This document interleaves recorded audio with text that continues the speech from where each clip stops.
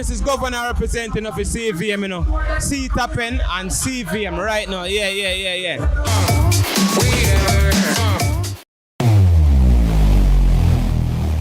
Where it all begins.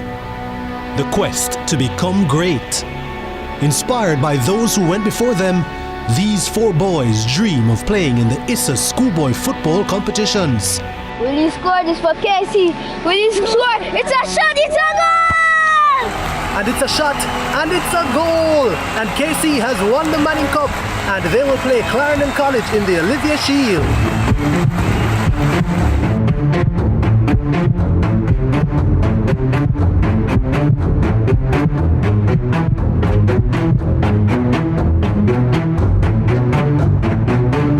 And that's what you love to see. They may be rivals, but the camaraderie is what it's all about. Can't wait for the final.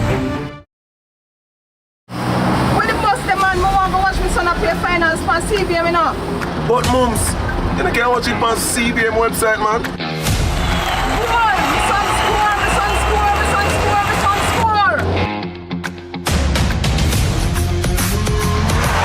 score. Greatness begins here.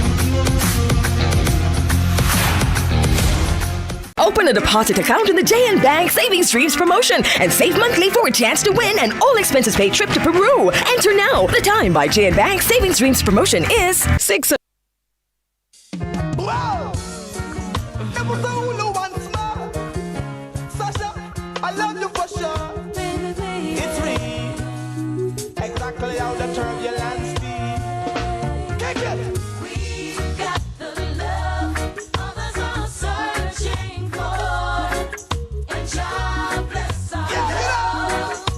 Baby. We don't have to search no more. We got a love others are searching for. And God bless this love. We don't have to search no more. I'm a butterfly, 'cause I'm always high. On your love and makes me feel like I can touch the sky. Yes, Pastor Lassie, and I can't deny you're the one I love.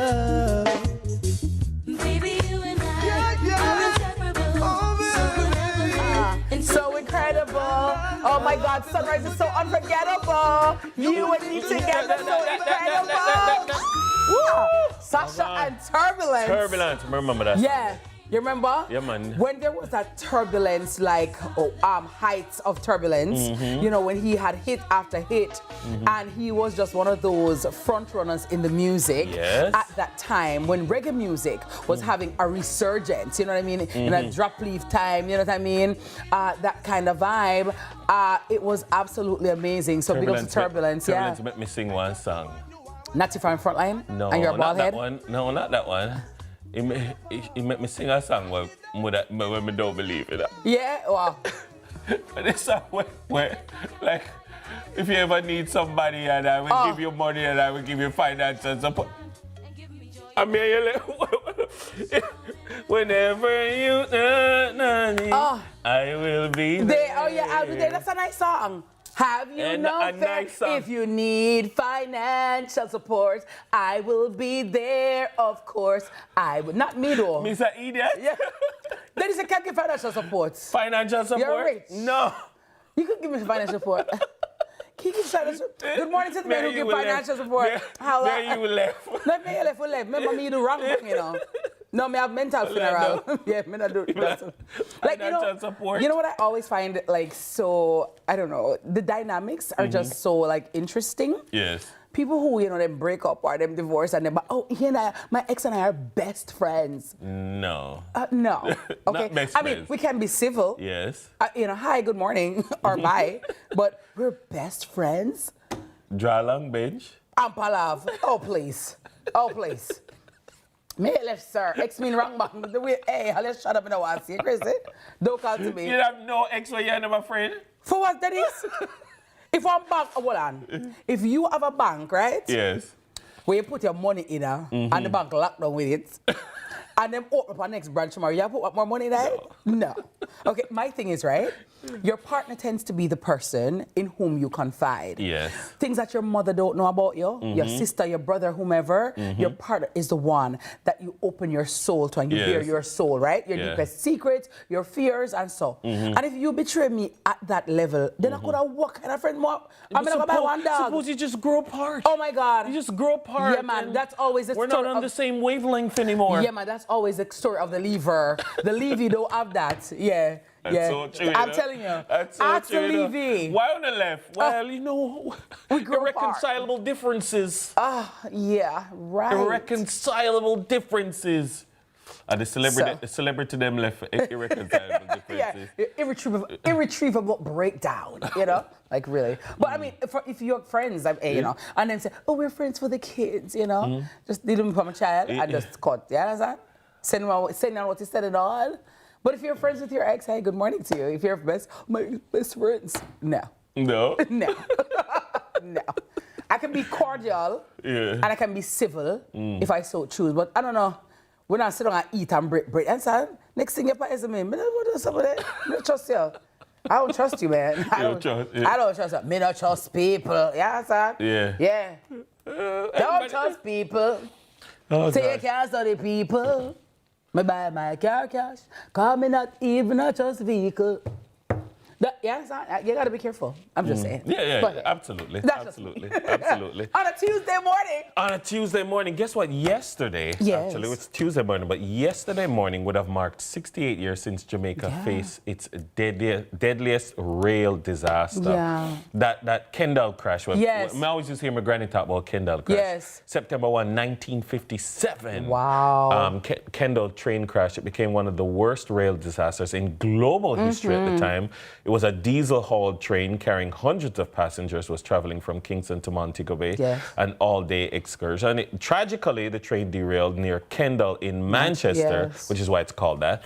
While moving at high speed, the train crash claimed the lives of more than 200 people, left 700 seriously injured. It was massive at the time. Kendall crash. Like, I remember, I don't know if I can say this on morning TV. I remember, like, my grandmother said, when you look on body parts, people foot look like a yam. It was like grown provisions on the ground. Yeah, it was quite gruesome. Yeah. So, you know, we have to remember those who, you know, died in that tragic accident. Exactly. And those probably who are, you know, who are family members, you know, who are still alive. I mean, it would be great journalism if we could find a survivor. A survivor who would be or maybe a family member. Up in age by now. I mean, 1957, I mean, it wasn't that long ago. You have people who old enough to remember.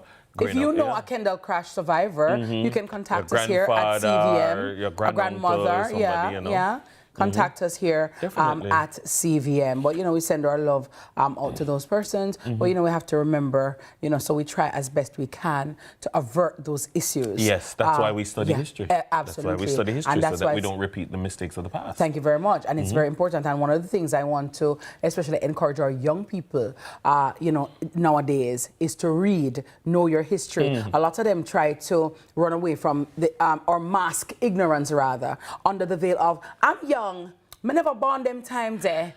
You don't have to born them time there. That's why you have books. You understand? Gonna read. We read about World War I in 1914 to 18. We read about World War II. You read about Bismarck. You read about Stalin. You read about hello. Me never born at them time. There you go. You want to understand it. Absolutely. You know? Absolutely. So reading. And it's fascinating the fact that, like, people will in the future be reading about 2025. They're going to be reading about Uncle Dennis.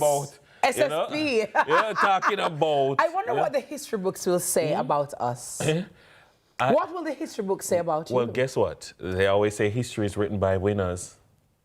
History is written by the winners, so you have to write your history. Are you a winner? Are you a champion? You have to write your own history.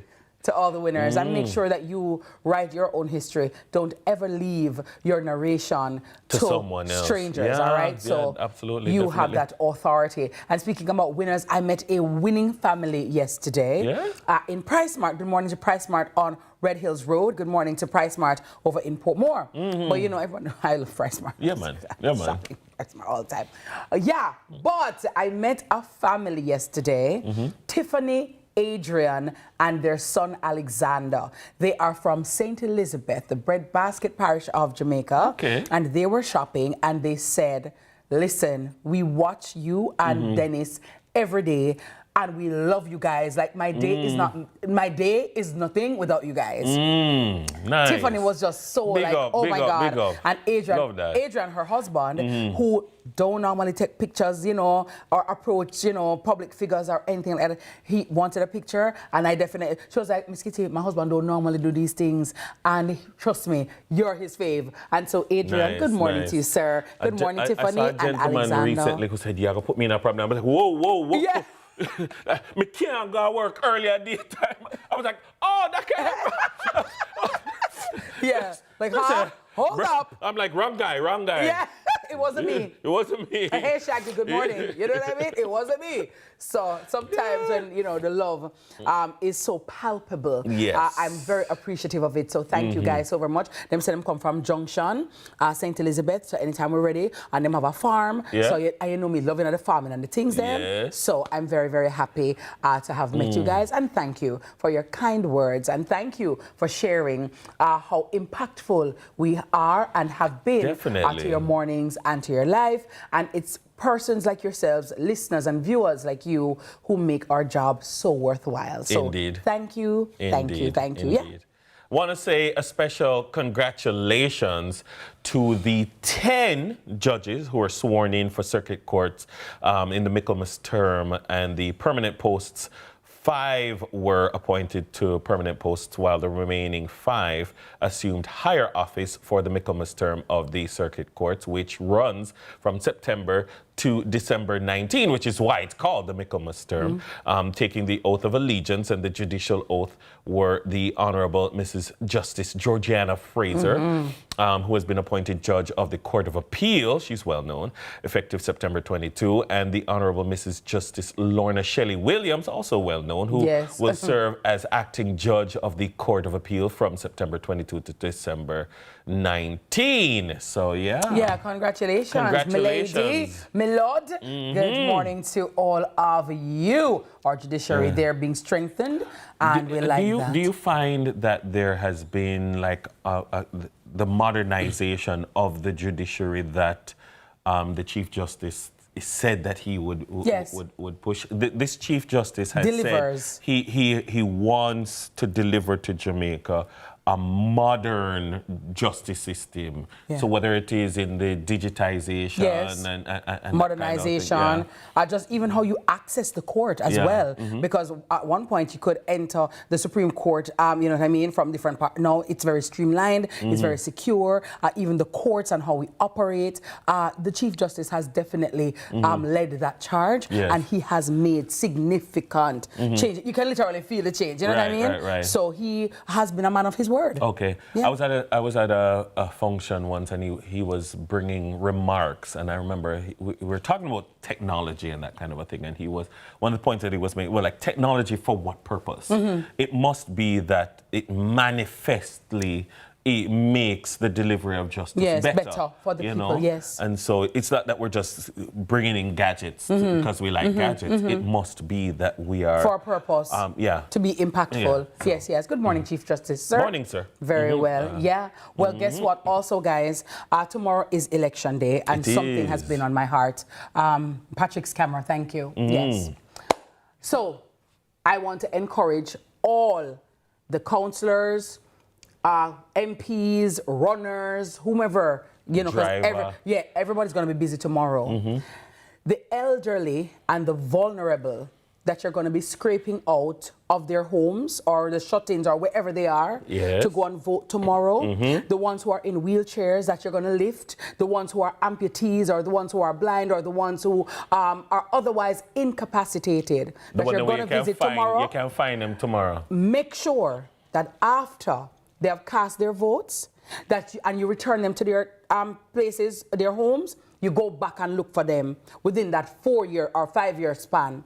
Because what it is, Dennis, is that I don't like opportunists, right? And I find that a lot of our elderly are used, especially at this time. So you want to get every vote. You want to get every vote. But then after the vote, they are left to just perish and left by themselves. Yeah, and there are such persons on both sides. On both sides. It's not no. What I said that to say, because you have people who are going to scrape up and then going to vote for somebody who doesn't win.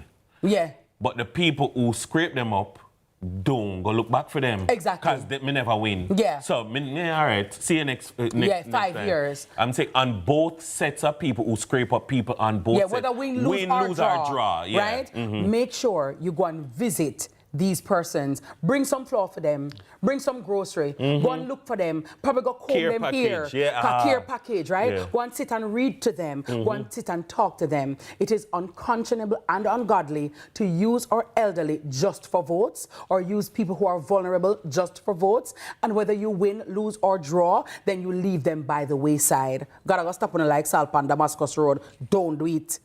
When just as how you can find the ways and the means to go and look for them tomorrow and lift them out tomorrow, please make sure that you go and look for them after the fact because they are depending on you. Don't be a user. Don't do it because you wouldn't really want anybody to do that to your family or your loved one or even to you. A word to the wise is sufficient. Yes. Amen. You know. Yeah. Everybody have adrenaline. Everybody out tomorrow, out. And then after that, now Thursday now, Friday now, the people them in them house are hungry and nobody is there to see them. Not good at all. Amen. Yeah. Amen. So I just had to get that off. Just like that. Just like that. And that's how we're going to sit. The world is out there, conquer your fears, and down your ways too long. Yes, you got to be strong, and we all the best you can. The world is out there, conquer your fears, and down your ways too long. Hi, how you doing? Long time I haven't seen you. Hope you're behaving yourself, not like a good behaving citizen. When right seems wrong and wrong seems right, just be careful. Building trust for generations. Celebrating 55 years. The time by Sagicor is 6:15. It's just joy and niceness whenever we get together, and that smile on your face is something to treasure. Grateful that in these special moments, I'm the one that you always chosen. Thank you, Jamaica, for 50 years of finger-licking good memories. KFC, it's finger-licking good. Stay cool this summer with Frigidaire and Panasonic in the Singer Summer Sale event. Frigidaire fridges and freezers are now at super low prices, so you can be cool and comfortable all summer long. And with up to 40% off bedroom sets and sectionals, you save big on furniture. Only Singer has 4 months for cash and 9 months no interest. Shop today. Offers end soon.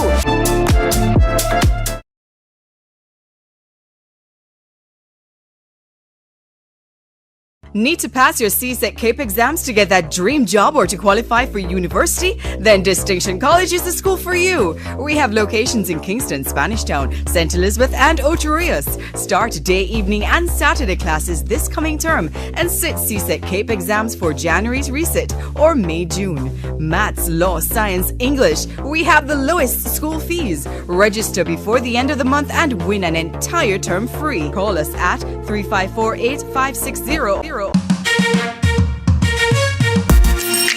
Hey everybody, I'm Yendi, and this is Odyssey with Yendi. In this space, we connect with some of your favorite people as they share their journeys. Here we have some unfiltered conversations as we deep dive into their inspirations, motivations, and experiences to inspire our own life journey.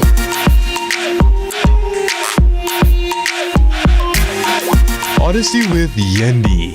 Brought to you by Grace, Singer, and IslandNet Services. Where it all begins. The quest to become great. Inspired by those who went before them, these four boys dream of playing in the ISA schoolboy football competitions. Will he score this for Casey? Will he score? It's a shot, it's a goal! And it's a shot, and it's a goal! And Casey has won the Manning Cup, and they will play Clarendon College in the Olivia Shield.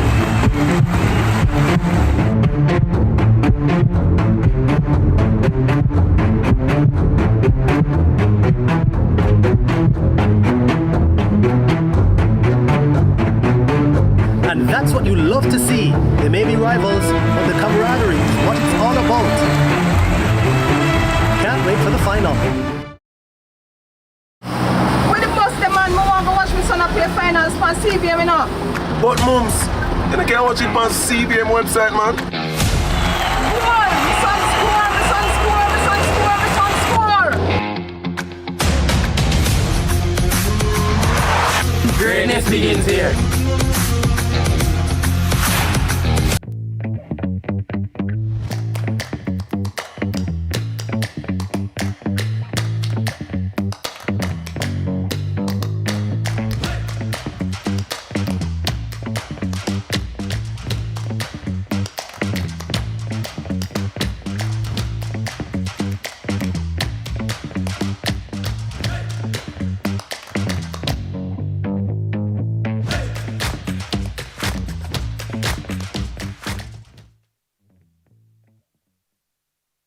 Every dream conquered is another dream gained. I land and I fly again like a jet plane. Headed straight in your direction. 'Cause I'm wiser, one step closer.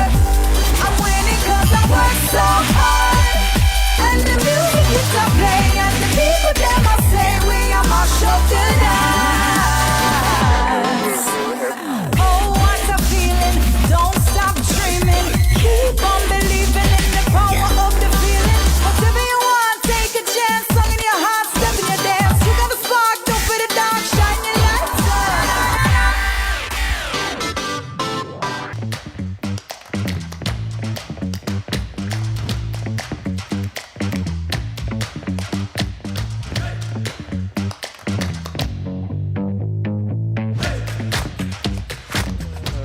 And it all falls down. Telling it all falls down. 23 minutes after 6 o'clock, all falls down. It is 23 degrees Celsius here in capital city Kingston. It's a little bit warm in here. It's time for your headlines with your girl. I don't want to hear it. I don't even want to hear it. I don't want to hear it. Ticos. Okay, I'll take that. Morning, Ticos. All right. Good morning. Good morning. Good morning. Good to see you guys. Great to see you as well. On Loving this, the dress. eve of the, thank you. On this, the eve of the elections. Yes, my darling. That's why I decided to wear Closet Cloud this morning. Good morning to everybody at Closet Cloud. Yes. You got pink yesterday, so me just... You got pink too? Statement pieces? Yeah, I went to statement pieces yesterday. Yeah, big up Chris, Nice. Miss Valerie, you know what I mean? Valerie, call the boss of it, Yeah. That's right. Which is right. Clean to step, yeah. Which is right. Yeah. Which is Big right. up Enigma also, you know what I'm saying? Yeah. Yeah, Good morning. man, Enigma Tash. have a vibe. Hi, Tony. Yeah. Hi, Nikisha. How you doing? Yeah. No, manifesto good. Me like Which is right. clean. Which is right. Nice and clean. But we're on the cusp. Well, like when men wear pink. I do too. like it. I think it's confident. Some of you still not about it. I like it. Daniel, did I wear pink? Yeah, Uncle Daniel wears pink too. I feel like DJ now wearing no pink. DJ now wear pink, no? No, Yes, of course, which is right. I like it. I think it's right. I think it's great. I Especially love if you're a it. girl dad. It's fine. It's a color. but just generally real pink men is such a can wear nice pink. color. Yeah, I like this one. Especially Nice like color. when you're not brown. Yes. Like you know me with darker. Mocha mousse. Yeah, It pops on your skin. I like this shade actually. Yeah. I really do. Thank yeah. you. Statement pieces, they have that, a wide array of colors and stuff. So I'm in blue because, at this time you have to be very, you understand? Neutral. Neutral and very, Yeah, me say black. Black bloc. Step out in a your Blickety black. Militants. But all right, let's jump into the headlines. Let's do it. So 5% rise in road deaths sparks concern. So the Public Safety and Traffic Enforcement Branch has released a concerning report on road fatalities. From January 1 to September 1, 260 lives were lost in 227 fatal crashes. This represents a 5% increase compared to the same period last year, with 13 more deaths and 12 additional crashes. The report highlights a significant spike in fatalities during the summer months. July alone saw 40 deaths, nearly double the figure from July 2024. Dr. Lucien Jones, Vice President of the National Road Safety Council, noted mixed results in the report. While August saw fewer casualties than July, overall road fatalities are still up by 5%. The NRSC hopes for new policy measures after the general election to address the rising death toll. First of all, I mean, it is troublesome. I remember the JCF noted some patterns that were developing, and a few weeks ago we had a whole some hot spots and officers came in and talked about it. Because we were looking at not just hot spots but also some of the vehicles that feature most prominently. Not necessarily who you would expect, but of course the motorcyclists featuring prominently. Just yesterday there was an accident that's in Belmont in Westmoreland. Yes, a young guy lost his life. It was fatal. There was another one, I can't remember where off the top of my head, but a man and a woman died in that one. The woman was a pillion. But I don't know that is it a policy issue? When you say we want, after the general election, we want to see some policies to address it. Mind you, it was on the decline. It was on the decline because earlier in the year we were reporting that it was declining. And then the summer. You have a few bad months, and then and so we don't know how the final quarter of the year would be. But like some of the times we say, oh, we need a new legislation, or we need a new policy, and very often we're all policied out, or or the policies are there, the laws are there. As I say, sometimes it comes back to us. It's the social intervention campaigns or just our social responsibility. Exactly. Because there is no policy that can make you do the right thing if you decide to do the wrong thing. Exactly. Albeit, we need these policies. But as you're correctly saying, Dennis, with which I agree, I am not sure that we need more policies. Do we need more education, maybe from school, to sensitize persons on how to act, how to behave, and what to do? All right, let's look But when these people go other places, they conform. They conform. So what is it about here? Because there are consequences in those places consistently. And enforcement. And I always say, I've said it on the show many times, there's a difference between enforcement and consequences, because I can give you a ticket for something and it has no real consequences. You don't fear the consequences and you end up with 500 tickets. True. Right. But if the consequences are tough, then you won't even want one. And so the challenge that we face is we have to, well, in public policy they call it problematization. You have to assess the problem properly to see if this is a problem that requires more policy or more law. Consequences, if it requires more law, then change the law. Or if it requires a new policy, then change the policy. Or if we need to tweak the consequences and make them more dire. But better if you tweak the consequences, people are going to say, oh, draconian this and draconian that, and the government of so and so and so is bringing in draconian measures to curb whatever, and it's a violation of our rights. Okay, we should have the right to kill off ourselves then. But guess what? Don't kill off other people. Exactly. How do you regulate that? Yeah. You understand? Yeah. And so it might not be policy, it might not be law, it might be new regulatory frameworks. Yes. So there are different ways to regulate people's behavior. And I don't like when the first thing we say is, oh, we need some new policies. Because that's not always a fix. And some of the times that is what you say, and I'm not saying this in the case of the NRSC or Dr. Lucien Jones, but sometimes people say that when they don't want to take responsibility. Oh, okay. So government needs to do something to fix this. No, you need to do something to fix it. You know, we offer, the murders, the government needs to do something. You need to do something. You need to do something. You know the government. We need to do something. You know them. Yeah. It's our responsibility as well, because it just can't be a one-sided thing. You know what I mean? And as we're talking about, elections tomorrow, I'm asking persons to be extra careful, to be vigilant. I know the adrenaline is going to be high tomorrow. I know the vibes and, the inebriation and, oh my God, the smoking and the vibes and just the vibes. Yeah. But please remember that after tomorrow, after Wednesday, it's Thursday. It's going to be Friday. Life goes on. So whatever it is that you're doing, go out and vote. Go out and have your fun, but do so responsibly. And please don't affect other people who are innocently going about their lawful business, who want nothing to do with anything that is going on. So the driving of the reckless driving, the hanging out, body protrusion, and all of that, unacceptable. Persons have lost limbs. Yeah. I saw a video the other day where a woman, she just dropped out of her bus. Yes. The message, she get up and just go back and I mean, just please must have hurt you. No, your pancreas shift up, girl. The way she just drop out. When two people are fighting, I want to get her back, so I said, that never hurt. And it hurt. The way she drop out of the bus, me hurt. Come, Mr. Miss, your liver hurt up. I know it hurt up. And you see and she just went to the bus. And it just... You see it even on the highways when it's going at such high speeds. Yes. Everybody just be careful, man. Yes. Enjoy the experience. Exercise your right, yes, but do it carefully. Absolutely, because guess what? The parties or the politicians for whom you're doing it, their limbs are intact. They are going home and they're fine. They're not hanging out of the vehicles irresponsibly. So please, wear your colors, go out and vote, but please, let's just do so responsibly. Absolutely. Yeah. All right. Okay, TK, thank you. So, TK, you're working tomorrow? I'm working tomorrow. You're working tomorrow. What's what TK call my name? The new, that's why, just in case, Like I said, if you working, we working. The entire newsroom is going to be, of course, providing a broadcast for the entire day, Decision 2025. Starting 9 a.m., going all the way back till about 11 p.m. Yeah, we're going to be working. Until a winner is announced. Until a winner. In the 19th general election since universal adult suffrage. I got to tell Dennis, somebody at the hospital got full Thursday, They don't know it all. But hold on, no. Fever pitch. Hold on, no. And you know what the diagnosis will be? Ego.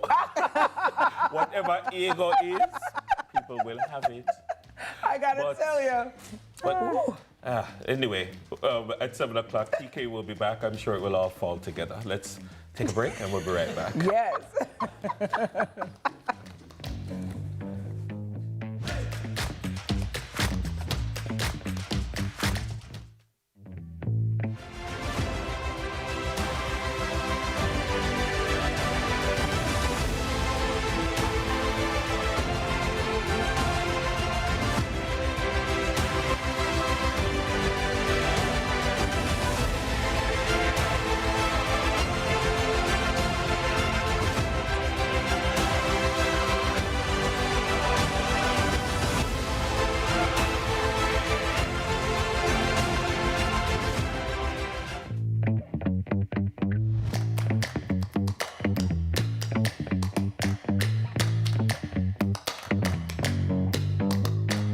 and householders. Access the Heart NSTA Trust Skills Registry today to employ trained and certified skilled professionals. The time by Heart is 6:30.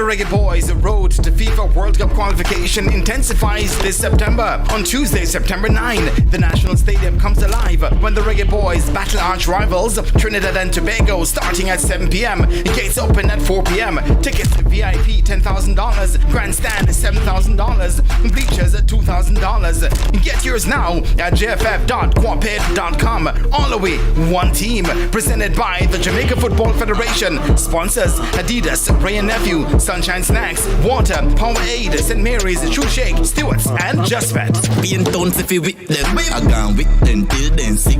Say them I go box and thump and kick.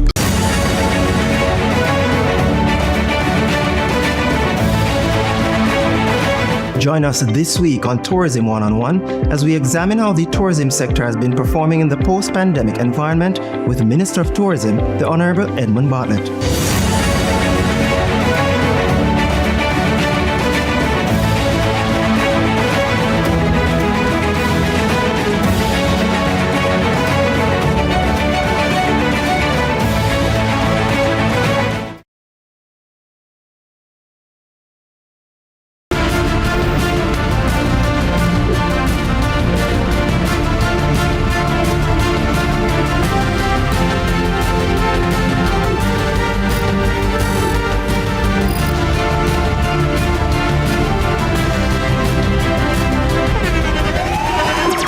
The internationally acclaimed On Stage with Winfred Williams. At a new time, Saturdays at 8 p.m. on CVM TV. So much more than entertainment.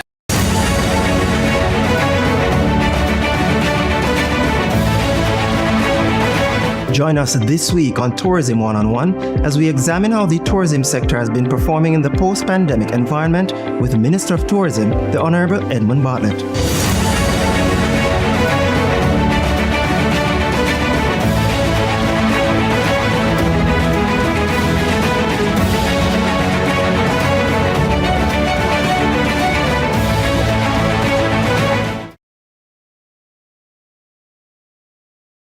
So when I wake up in the morning, I say a word of prayer. Tap, tap, tap, tap, tap, tap, tap. Yo, this is yours truly, D Major, and I'm representing for CVM. See it happen. You hear that?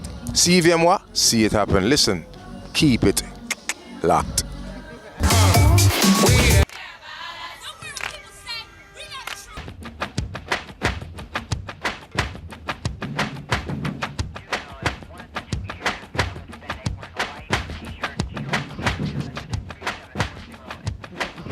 Sunrise, sunrise, everybody funrise, sunrise. That is done artist in a freestyle boss.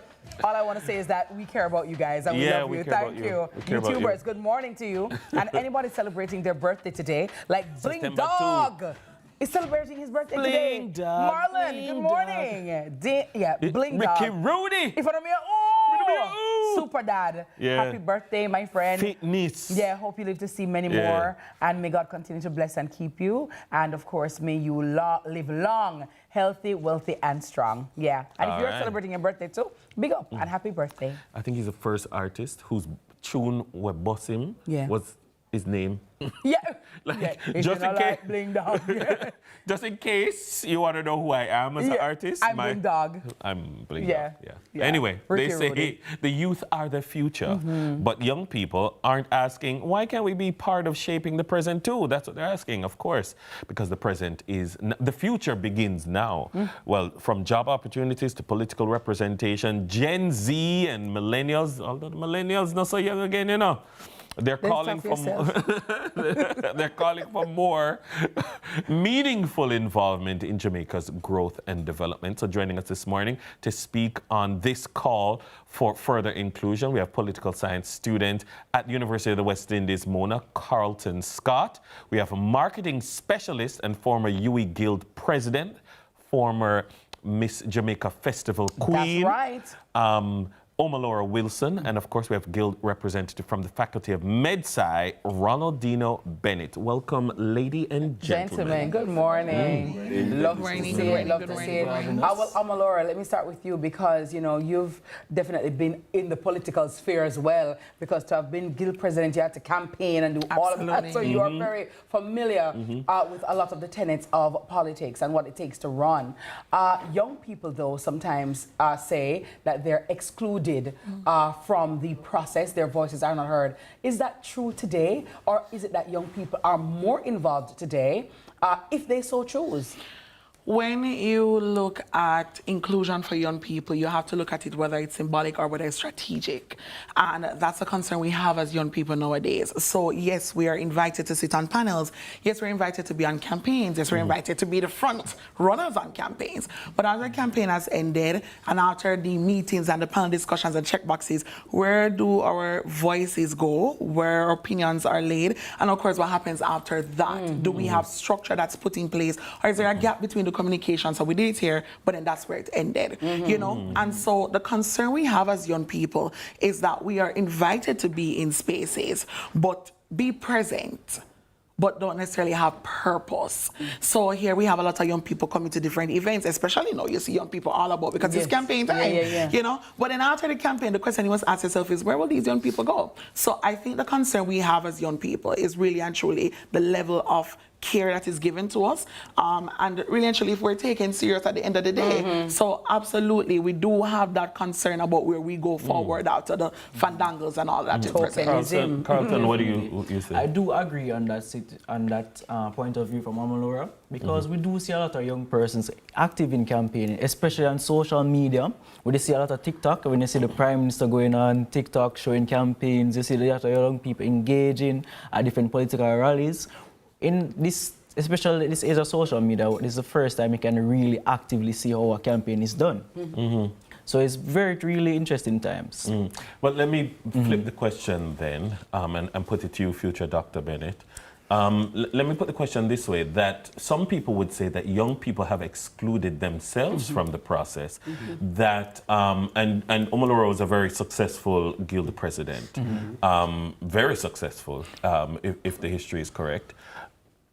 But people would suggest that UE students or university students, Guild presidents of today are not as active in society as they used to be. I don't know that Guild presidents are more active than a Damien Crawford was when he was Guild president. And campus politics had an impact on societal politics. You'd see students coming out and marching for things and advocating and speaking out and holding press conferences and that kind of a thing. Now it's like, yo, may I forget my degree? And so and it's more self-centered and focused on self. It's so much so that Gen Z has been typified as being more self-centered and not having that social conscience. Right, so to comment on that, I do have to admit or acquiesce that it is true that when it comes on to youth engagement and involvement in the political process, even here at the University of the West Indies, we are seeing where there has been definitely a growth or increase in voter apathy even in that regard. However, what I will also say is that advocacy is something that is not completely absent, and yes, we definitely can and should do more. I'd like to point out that very recently, my predecessor, Mr. Devontae Jackson, he would have lobbied for a revamping of the SLB policy in terms of the amounts that could have been requested by students. It's now moved from 1 million to, I believe, 1.5 million. And just recently, our Guild president, Mr. Rashawn Winter, would have successfully advocated for there to be revised transportation routes in collaboration with the Jamaica Urban Transit Company. So I will say that in the past, it can be said with some veracity that past Umona Guild presidents and past Umona Guild councils were more involved in national discourse and national debates. However, we are definitely trending more towards that direction once more. And it is my expectation it will continue. Well, Carlton is also going to be on CVM's Generation XYZ show tomorrow. We had a very spirited discussion, a very spirited debate, and I'm imploring all of you to tune in to see that, and it's going to be absolutely amazing. But when it comes to young people, Ronaldinho, sometimes it's almost as if they are the ones sitting down waiting to be approached, and they expect things to drop in their lap, and then when it doesn't happen, then they get flustered. Or at the hint of any problem, then it's almost as if they want to blame everybody else except themselves. So there are jobs out there, but if you don't want to get up 8 o'clock in the morning, or you don't want to go to school and get the education, how do you expect me to pay you this exorbitant amount of money and you don't have a basic school qualification? Are young people sometimes their own worst enemy? And so it's not that the policies aren't there, it's not that the opportunities aren't there, but they are not willing to do what is necessary to take advantage of those opportunities that presented to them. So I would have to digress quite a lot from that opinion, based on the fact that as a university student, I witnessed firsthand the tenacity and the dedication and determination of the many students who, not only myself, but also the students who I study alongside. We have students who are willing to complete that extremely long Office of Student Financing application form to get scholarships. We have students who will send countless emails to corporate entities such that they can get financing for their degrees. We have seen constantly where our students, our young people at university, do what it takes and are willing to do what it takes to pursue their education and get those degrees. But Ronaldinho, you guys are the exception and not the rule. You're the 1%. You're the 1%. So Ronaldinho, bright medical friend them. I'm a Raffia bright friend them. And Carlton have him bright friend them. Are you the average youngster though? No. Or Marosa? Let me tell you. Yes, Let me tell you, you're right. We are not the average youth in Jamaica. Yeah. In fact, those who attain tertiary education, whether it's University of West Indies, Galway, CMU, you name it, we are the lesser part of the young people. However, I always say to people that there's tertiary education, there's higher education, and higher education is anything that is outside of secondary education from your left high school. So hard to me is higher education. Yes, absolutely. And yes, you're right. The opportunities are presented there. Yes, the government say, all right, then heart is free and come, come and get heart and so. And we go. I'm not gonna say that young people don't go. Young people go. But what happens after is also important to note, because I was talking to some young people the other day, because the truth about it is, no, but not everybody will come to university, and the truth is university cannot, do it time now. Absolutely. You have a skill. Yes. And so when you approach them and say, okay, so what's the problem? And you are taught that, all right, I did everything. The jobs are just not there. And so I would have gone to heart, I would have gotten the qualification, I've gone all the way to the top, and I still cannot attain anything more than the minimum wage. So what exactly am I supposed to do? Then you have those who feel it, know it, and so they would have gone through the process, seen it, and then they go back and say, so I tried and it don't work, so guess what? So I won't say that young people aren't actively seeking opportunities, because this generation of young people are money-minded 100%. We want the money, and if it means if I get up to find the money, I'm going to find the money. The difference, however, is that our young people are not necessarily used to the traditional way of being compensated. The microwave mentality, where you want it now. Yes, a lot of we times we are 21. Yeah. I have 3 Airbnb by at 22. And by the time we have a jet. And so a JD by at 23. What happened is we become, I want to say, we're digitally innovated. And so wherever we can find the opportunity to do something without having to do manual labor or physical labor, which are not the words we're going to try to find a way to do it, and I think that's where we have that gap in terms of young people wanting to do, but more so young people trying to find what works for them. Let me ask you a final question before we go. The youth bloc of the voting population has traditionally been, and I'm talking from when people that say young people were more active till now, has always been an unreliable voting bloc on election day. And that's one of the reasons why politicians don't take young people seriously. And this is not just a Jamaican thing. People begin to see the value of voting maybe after they have property to protect, after they have children to protect, after they have assets to protect. When they're young, you talk a great talk, but you're full of it. Why should people who are designing policy take you seriously when you're going to talk, but then on election day, you're going to sleep in? Well, the truth, well, I think in a way you kind of said it clearly, you know. We start to take voting process serious when we start to attain things that matter and that To is you, very much right. relevant to the voting procedure. It will happen. That's why you have to keep us in consideration because it will happen. Might not happen. No, the truth is I might not own a car right now, but I will own a car very soon. One day. And young people will own land. The voters, people who are voting, lest we want to forget, we can call it what it is. It's an aging population. I'm 100% sure my grandmother will vote tomorrow more so than my sister, you know? But the truth is there will become a time when my sister is adamant that she has to vote. And it's sooner than later, much sooner than later. And so you have to take that into consideration. You have to ensure that when you are making policies, it reflects both current, past, and future. You know?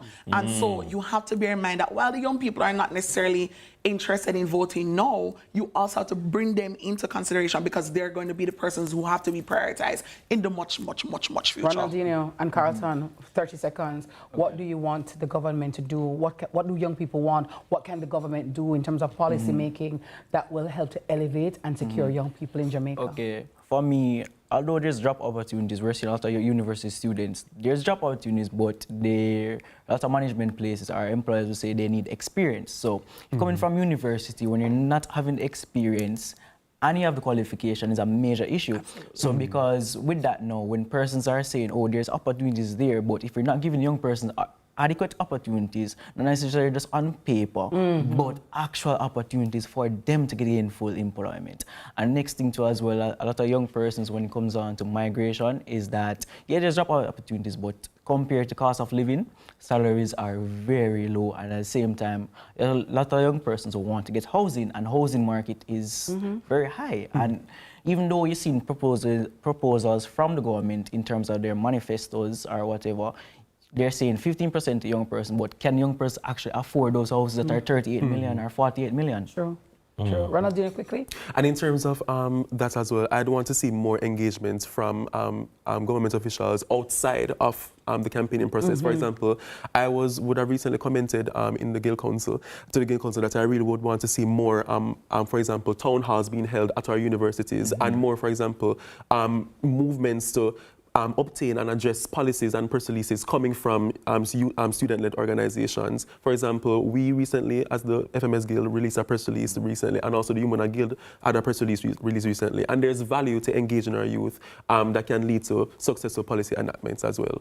Okay, very well. I like that. I like talking to the young people, you know, because I'm young too. So, you know, in that, my love, I really love that part. Yeah.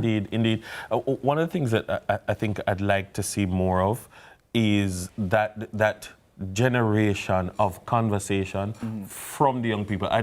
You don't need me to bring the conversation to you. Call me and tell me for coming to the conversation. We are having the town hall. We are having the youth forum. You understand? I want to see MPs feeling pressure that, look here, at least once a month, me need to have one of them forum. So that, because I need to keep plugged into what the young people want. And in no matter if them wear the color shirt when me wear, but me need them in my office or in something. I need to go and sit in the schools with them in my constituency or at the universities. And I'm going to have the conversations with them and them with me. And me not talk at them. Yeah. Me talk with them. You know? Yeah. So, but there's so much wisdom to be gleaned. And I thank you for your perspectives. Yes, and thanks for sharing. And as I said, Carlton is going to be on Generation XYZ. So you guys, listen, Dennis, it is something to watch. All right. I will tomorrow, definitely. along with the other guests, Sir Cosmo and Debbie, and it was quite Kayla, and it was quite interesting. Nice. We covered quite a number of topics, and so it's going to be aired tomorrow, Gen XYZ, 9 o'clock, 9 a.m. that is, to 12 noon. And so we are definitely going to be the station for your election day coverage. And and we have lots in store for you. Well, ladies and gentlemen, thank you so very much, and thank you for speaking up, because at the end of the day, young people are also the future. So we want to know where we can meet you and how you guys too can affect the process in a positive way. And so we can have a meeting of the minds, because guess what? We need the old school wisdom and the youthful innovation.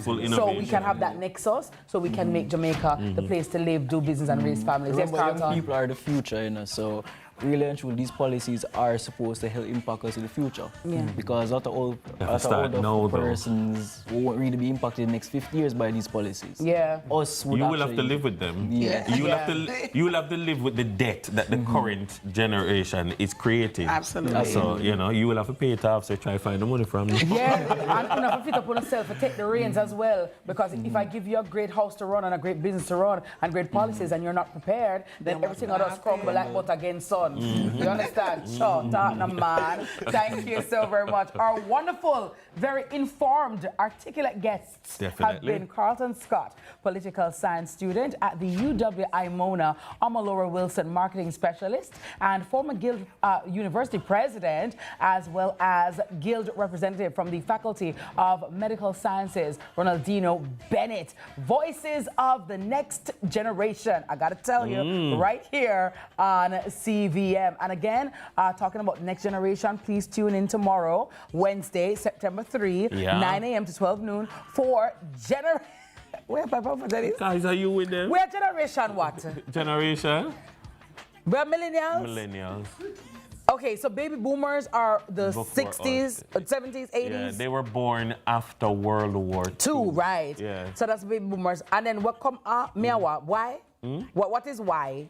So all of where I say she, where I tell her what she is Because then it's, remember say, you're baby boomer? No. Oh. You're out of order. No, we're millennial, we're Gen Z. We are what? Gen Y is who? In the 80s? Millennials. Millennials. Yeah. Oh, okay. Yeah. And the Gen Z, them is which time? Gen Z. But us young people, get out. But everybody at Gen Z. Gen Z. Very No, little Gen sweet Z treat. born. Twice this September. On Tuesday, September 9, the National Stadium comes alive when the Reggae Boys battle arch rivals Trinidad and Tobago, starting at 7 p.m. Gates open at 4 p.m. Tickets to VIP $10,000, grandstand $7,000, bleachers at $2,000. Get yours now at jff.quaped.com. All the way, one team. Presented by the Jamaica Football Federation. Sponsors Adidas, Ray & Nephew, Sunshine Snacks, Water, Powerade, St. Mary's, True Shake, Stewart's, and Just Fat. Being town if you with them, I gone with them till then sick. Say them I go box and thump and kick.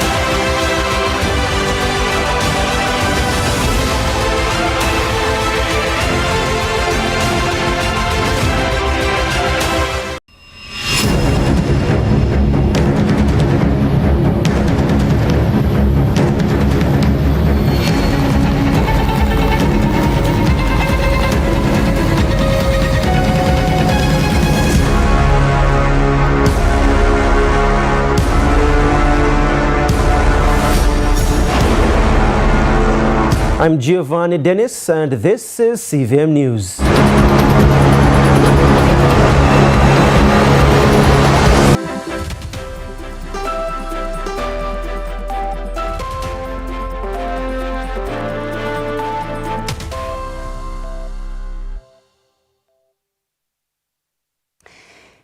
Welcome to Morning News. I'm TK Dawkins.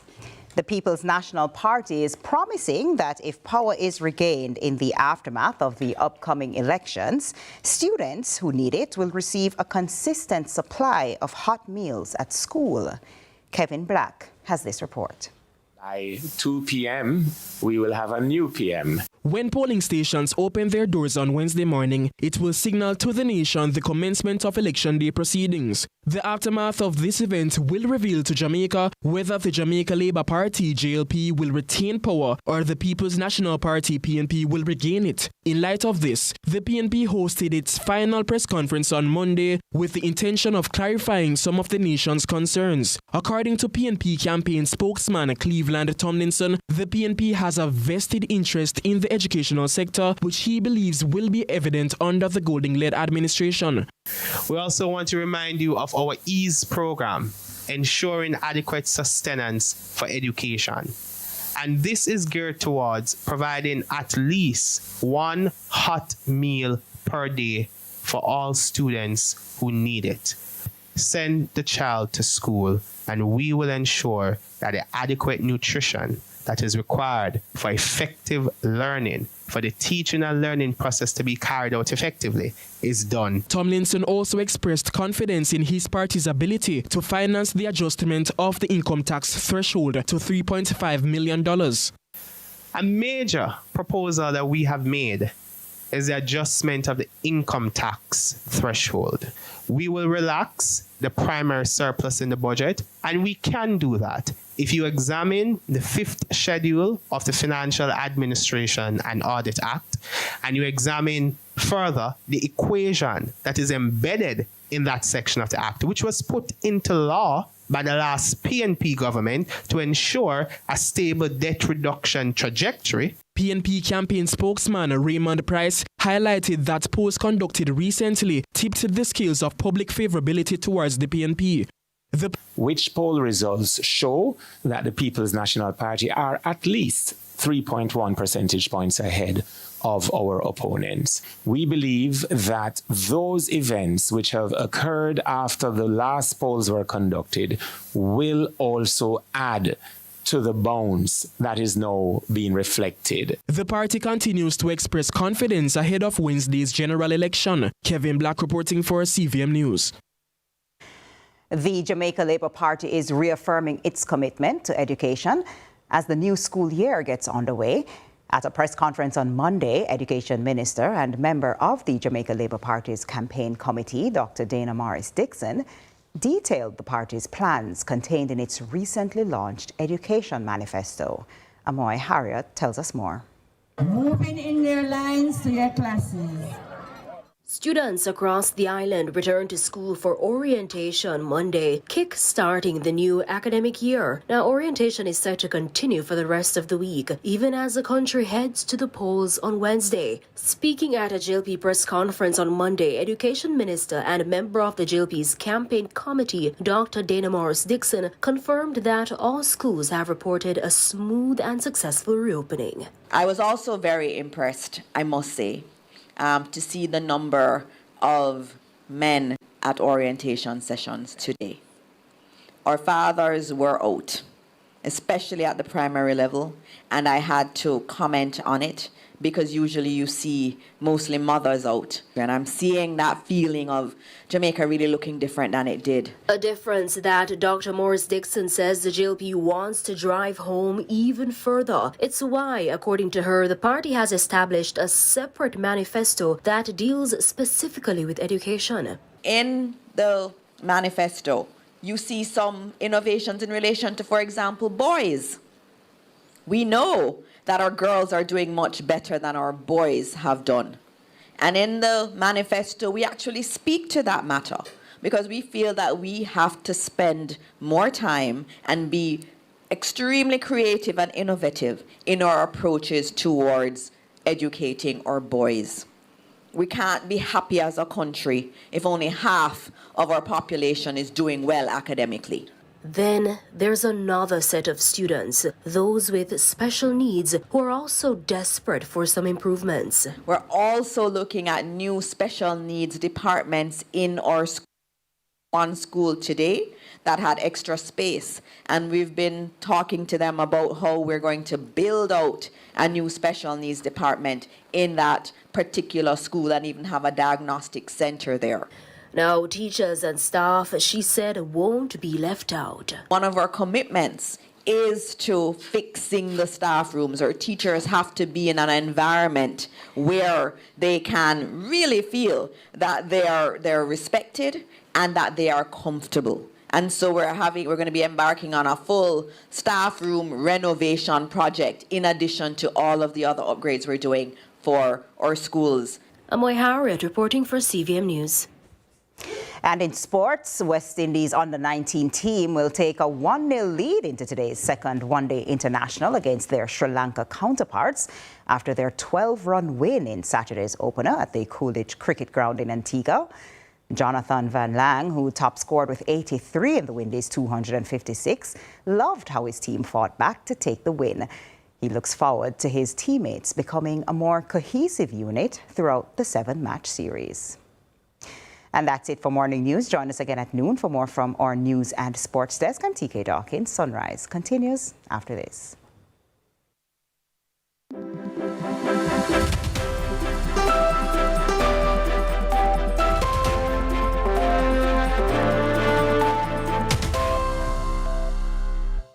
Back to school season, you've got math problems. Finding the answers could have you scratching your head for solutions. With a Sagicor Bank unsecured loan, you can borrow up to $5 million.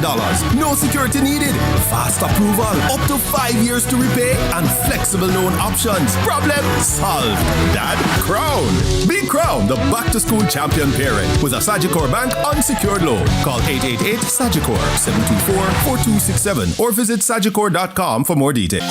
All registered electors are allowed time off to vote on election day. Under the law, every employer shall permit employees to be absent from work on polling day for 3 hours in addition to the normal lunch hour. This does not apply to employees who begin work at 10 a.m. or after, or end work at 2 p.m. or earlier. Remember, time off to vote on election day is your right. That was an important announcement from the Electoral Commission of Jamaica.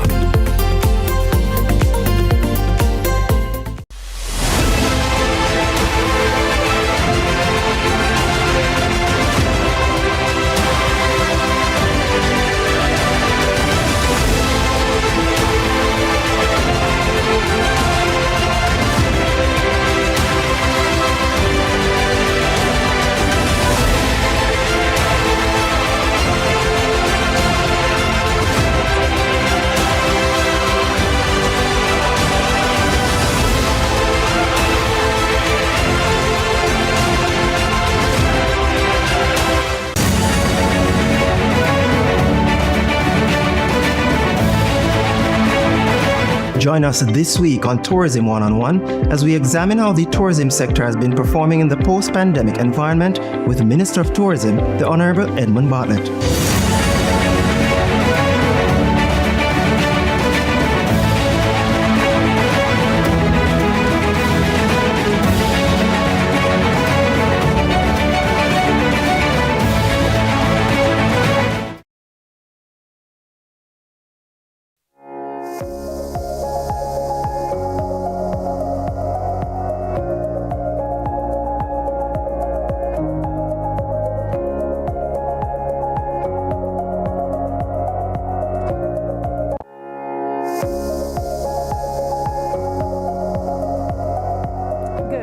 To you and welcome back to Sunrise. Thank you so much for staying with us. And this month of September is one to remember. Good morning and happy birthday belatedly to Conrad Smith. He celebrated his birthday yesterday. Happy birthday, Conrad. Hope you had a wonderful day and I hope that you will live to see many more. Big up the Fortis family.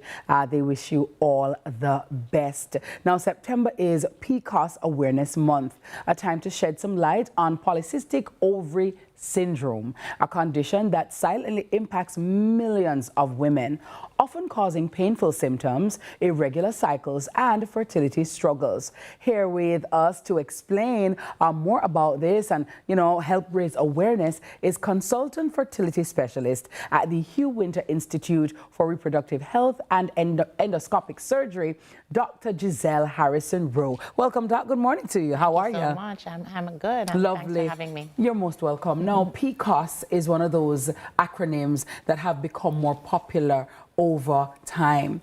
Talk to us about what does it actually affect in the body and why is it such a a condition that affects so many women? All right, so definitely what we have found is that polycystic ovarian syndrome is a rising condition. So right now it affects about 1 in 10 persons. So it is becoming more and more prevalent. And so that makes the conversations more active. Right. Now with PCOS, it affects many systems in the body. I tell you, it's more like a hypertension diabetes. It's a long-standing condition. Once you're diagnosed, you have it. It's not going to go away. So that's one of the reasons why we hear about it so much, because it's going to stay with you. It's going to stay. So, Doc, you said that it's more popular now, but why is it on the rise? Why wasn't it in the baby boomers or the millennials, you know, back then? What's different then as opposed to now? So lifestyle things and obesity, we see a rise in obesity, and that definitely has increased the incidence of the polycystic ovarian syndrome or the manifestation for, you know. Well, talk to us about what are some of the early signs, right? Because as early as, you know, high school, you know, a lot of young ladies start to seeing their menstrual cycle. And so, you know, you don't know. And how early can you be diagnosed with PCOS? All right, so we know most girls will start having their periods somewhere between 11 and 14. And as we start having the period, sometimes you may start out and be a little irregular. In the early stages, it's a little difficult to say if you will have PCOS because you are allowed a period of irregularity when you just start. Right. By the time you're closing your teenage years, so by your 18 or so, the period should have regularized. If they have not become monthly, you can say it's coming every 28 days, every 21 days, something like that, then you need to start looking at it a little closely and probably seek a consultation. It will require blood investigation, ultrasound and stuff like that for us to make an actual diagnosis. But at least if you come in with the early signs, which is the irregularity in your period, then that would help us to catch it quicker and probably implement some modifications. All right, so talk to me now. When you say modifications, how can PCOS be treated? Because say, for example, you were unaware that the irregular period was an early sign and it has progressed, and now you have it full blown, so to speak, right? It has manifested itself in different ways now. How, in what ways now will it manifest if left untreated? And what are some of the modification methods or treatment methods out there for women? All right, so some of the signs of polycystic ovarian syndrome, I know I spoke about the obesity. Yes. So it's a chicken and egg situation. The PCOS can make you obese, but the obesity can cause it to manifest. Wow. So there's the obesity, the irregularities in your period, the excess hair growth, facial hair or on the body. We can also have male pattern baldness for females. So those are some of the signs that we'll see when we take a history and when we are examining a patient. Now, when we talk about modifications, it is a lifestyle kind of condition. So I would approach it similar to how you approach like type 2 diabetes. Diet and exercise are going to be one of your mainstays. Incidentally, polycystic ovarian syndrome is also related to diabetes in the sense that there is insulin resistance. So I know we talk about insulin for diabetes, but insulin is important in PCOS. And so that will help you to understand how PCOS is related to diabetes. Because PCOS increase your chance of diabetes, increase your chance of hypertension, high cholesterol. And as you get older, I tell my patients, endometrial cancer, abnormal growths in the womb like polyps and so. So there are many things. And reproductive age women, infertility is one of the manifestations as well. Why does it do that, Doc? Now, if you're not having a regular period, your ovary is your body's clock. So it means you're not releasing an egg on a timely manner. It doesn't mean you won't be able to get pregnant. It means you're less likely to be able to time it. So I have PCOS people who don't need any help at all, and they have all the kids that they want in their family. And it's probably even more important that they have a contraceptive method than somebody who have a clock period. Because you can use the rhythm and say, all right, this is not my fertile window. But somebody who irregular, who period come every 3 months. Every time. You don't know when you're going to get catch. So you need a method. So some PCOS people have no problems. But just with the infrequency of the release of eggs, that is what causes the infertility, just not being able to catch that window for the PCOS patients. And if it's left untreated, what kind of effects can it have? So, I mean just worsening of the obesity and all of the things that I pointed out, and increased chances of the polyps and all the other endometrial cancer. So just increased chances of those manifestations. So if a lady watching this morning has PCOS, polycystic ovarian syndrome, which doctor should she go and see immediately? Well, every woman, I believe, should have a well woman visit at least annually. Okay. So if you have a family doctor, a GP general doctor, they can start. But ideally, if you really see an irregularity in your period, the general doctor is likely to send you to the gynecologist. So we have a open access in this country. Yeah. In other countries, you have to go through a general doctor, get a referral to the gyne. You are blessed. Yes. Go to the gyne. You can go directly to the gynae, so that saves you a consultation fee. And then we will start the workup, send you for your ultrasound, the other investigations, so we can confirm. There are other things that can look like PCOS. So we have to look at your history and send you for the relevant blood work so we know exactly where we're heading in diagnosis and treatment. So not because you and your friend may be having the same symptoms means that you have PCOS. So don't allow your friends to diagnose you and don't diagnose yourself. Right. Doc, I mean, some women right now, though, are probably frustrated. They're having pain. They're just having discomfort. What word of hope can you give them, regarding this particular syndrome and, just how to deal with it?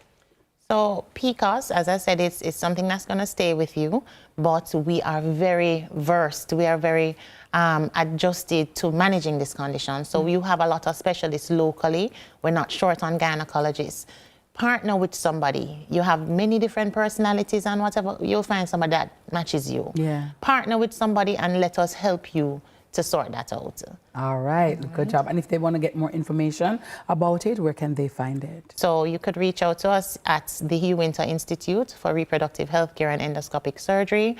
And we do fertility treatment as well. So not only can we help you to manage your PCOS and the symptoms of your PCOS, but we can also offer you treatment for infertility. All right, thank you so much, Doc. That's another episode, and so I'll get you back. But thank you, Doc, for sharing with us this morning. Welcome. I sincerely appreciate it. You're very Our welcome. guest, Thank you.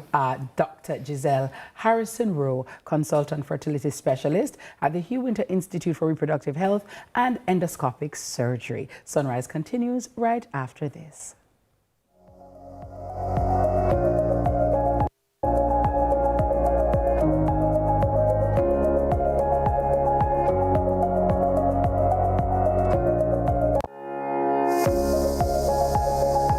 Jamaica's borders is a key priority for the Jamaica Customs Agency. The JCA will remain vigilant and resolute in effectively fulfilling this mandate. The time brought to you by the Jamaica Customs Agency is 7:15 a.m. J. Ray & Nephew Limited is celebrating 200 years with our Cheers to a Cooler Future promotion. We'll donate $10 from every bottle you purchase at your nearest bar, wholesale, or supermarket to raise $20 million to provide fans and AC units for community facilities across Jamaica. We invite all Jamaicans to join hands. One bottle equals one donation, which equals a cooler future for Jamaica. Cheers to 200 years of J. Ray. Cheers to more. Must be 18 years or older to drink. Drink responsibly. The Reggae Boys' road to FIFA World Cup qualification intensifies this September. On Tuesday, September 9, the National Stadium comes alive when the Reggae Boys battle arch rivals Trinidad and Tobago starting at 7 p.m. Gates open at 4 p.m. Tickets VIP $10,000, grandstand $7,000, bleachers $2,000. Get yours now at jff.quapid.com. All the way, one team. Presented by the Jamaica Football Federation. Sponsors Adidas, Ray & Nephew, Sunshine Snacks, Water, Powerade, St. Mary's, True Shake, Stewart's, and Just Bet. Being done if you with them, I gone with them till then sick. Say them I go back and thump and kick. When the bus the man, I want to watch my son up play finals on CVM, you know. But mums, you can't watch it on CVM website, man. Boy, my son score, my son score, my son score, my son score. Greatness begins here.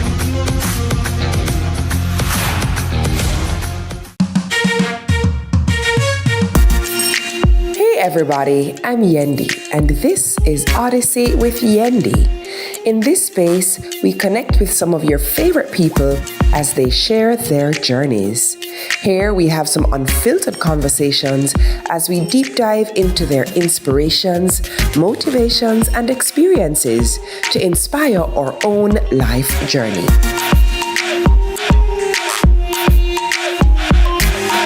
Odyssey with Yendi, brought to you by Grace, Singer, and IslandNet Services. The Reggae Boys' road to FIFA World Cup qualification intensifies this September. On Tuesday, September 9, the National Stadium comes alive when the Reggae Boys battle arch rivals Trinidad and Tobago starting at 7 p.m. Gates open at 4 p.m. Tickets VIP $10,000, grandstand $7,000, bleachers $2,000. Get yours now at jff.quapid.com. All the way, one team. Presented by the Jamaica Football Federation. Sponsors Adidas, Ray & Nephew, Sunshine Snacks, Water, Powerade, St. Mary's, True Shake, Stewart's, and Just Bet. Being told if you with them, I gone with them till then sick. Say them I go back Santon.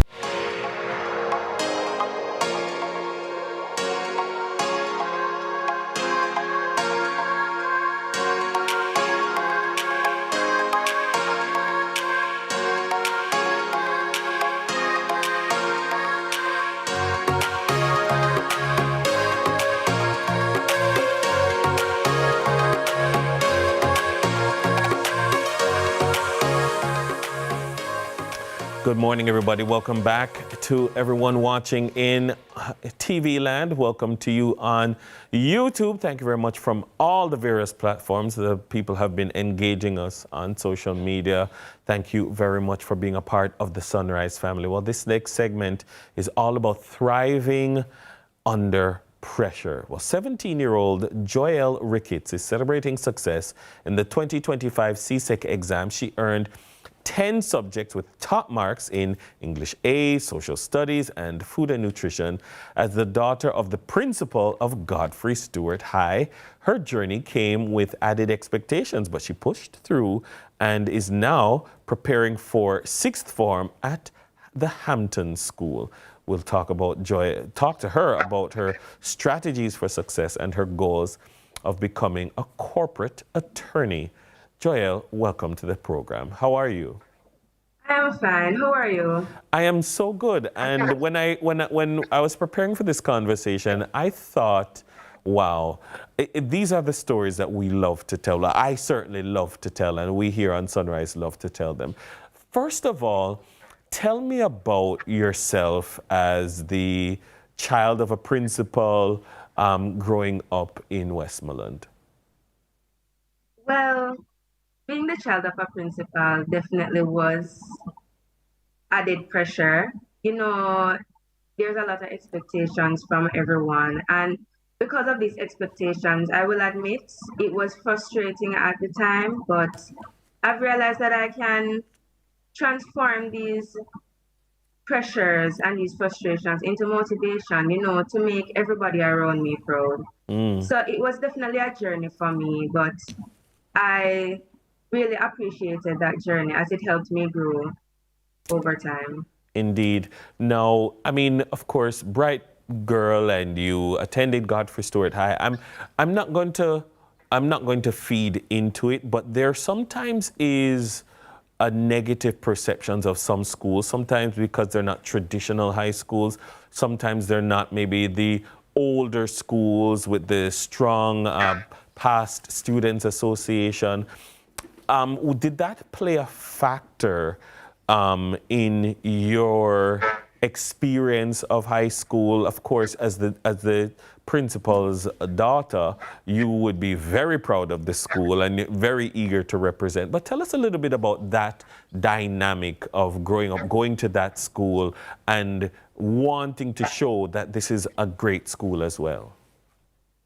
Well, when I first went to Godfrey Stewart High School, I was very excited. And because I felt a lot of love for the school, I became the head girl in order to represent the school.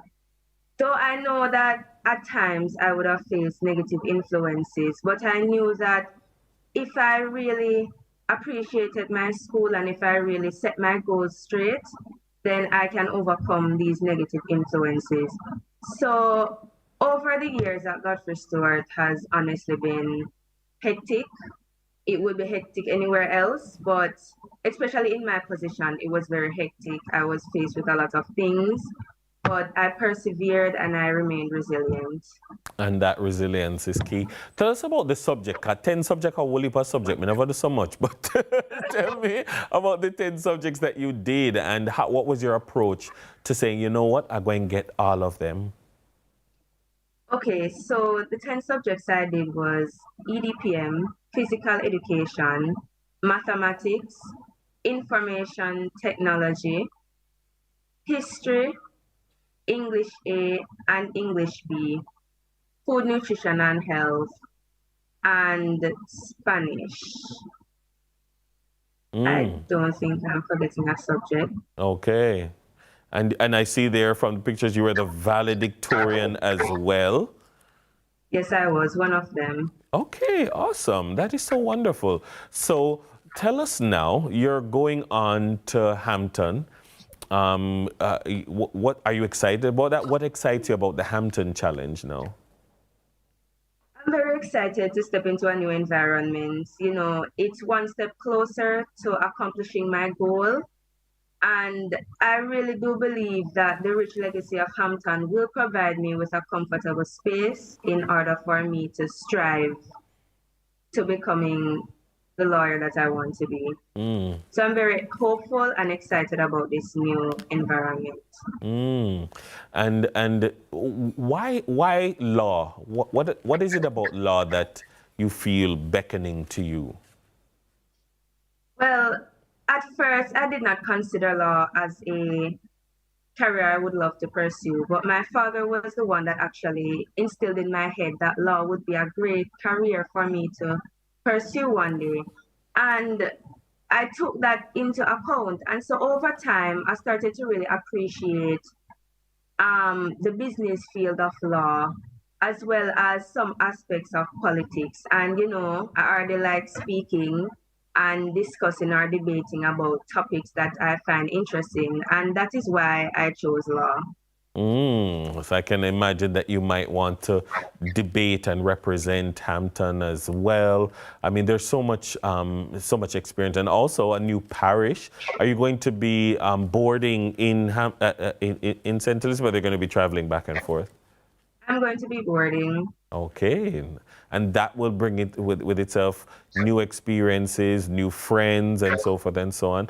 Are you sad leaving Godfrey Stewart, or are you just excited? Well, I was very sad because, you know, you spent so many years with these friends of yours and their classmates and everything. So you're going to feel a bit detached, or you're going to feel very sad when you leave them. But you know that's a part of life's journey. You have to move on. You can't stay in one place forever. And you know that some of these teachers or classmates that you've encountered, they will be with you everywhere you go. It does not matter, because you know that they will be there supporting you and they will be there helping you throughout the entire process. So I'm very thankful for the years that I've spent at Godfrey, and I appreciate everything that I've been through when I went there. And so I'm very excited. Thank you. To move on and see where this journey goes. And I wish you nothing but the very best in your representation of Westmoreland representation. And I'm sure that you will carry Godfrey Stewart in your heart as you go forward on to Hampton, and of course then on to studying law. My guest has been a student of Hampton High, of course, attorney at law in the future, Joelle Ricketts. She's been zooming in with some inspiration there. Well, after the break, music meets message in our mic check segment with gospel minister Rondell Positive. Stay with us.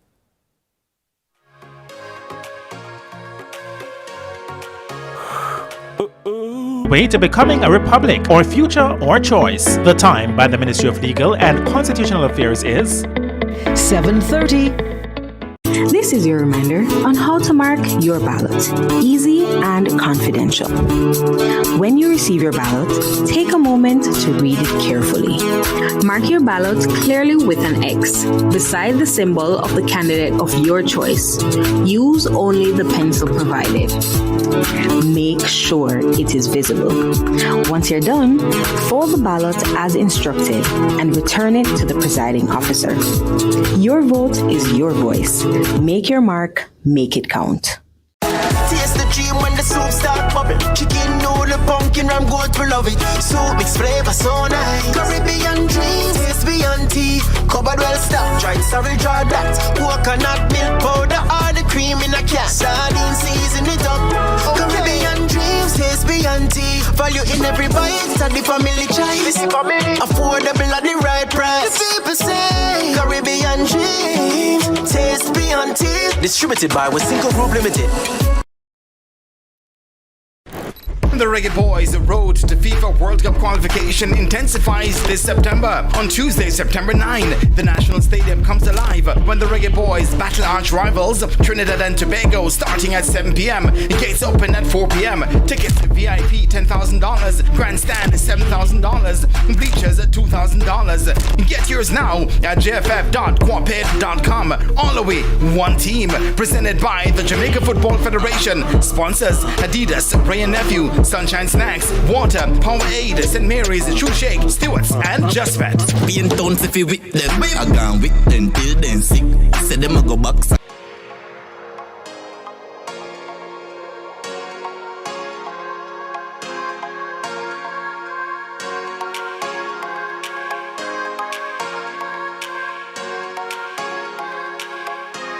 Thank you so very much for staying with us this morning. If you're just waking up, good morning and welcome to Sunrise. We've been up from 6, and we're inviting you to join us 6 to 8 a.m. each and every weekday. All you have to do is tune in, turn on, log on, listen in, and always remember to spread the word. My YouTubers have been up as well, and I know that many Jamaicans at home and abroad are up from Wapikil, fill up. I got to tell you, up early because everybody is excited, or most of us are excited about tomorrow's happening. We're on the cusp of election 2025, decision 2025. And in case you haven't heard, it goes down tomorrow. And guess what? We have all the coverage for you. Our team is gearing up right here at Broadcast House to give you all day coverage. So on your phone, on YouTube, and on CVM, tune in tomorrow. But today, we're zooming in to the back-to-school season, discussing the issues that affect our students